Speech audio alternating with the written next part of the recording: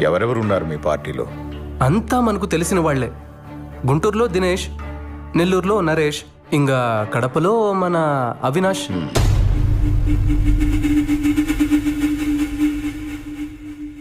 పులివెందుల రాజకీయం రాజారెడ్డి కుటుంబానికి మాత్రమే. ఈడ ఇంకెవడూ అడుగు పెట్టడానికి వీల్లేదు. ఈడున్న మందికి మంచి చేయాలని మేం పడ్డ కష్టం, చేసిన త్యాగం, కన్న కలలు మీకేమీ తెలీదు. తొందరపాటు నిర్ణయాలు తీసుకోకు.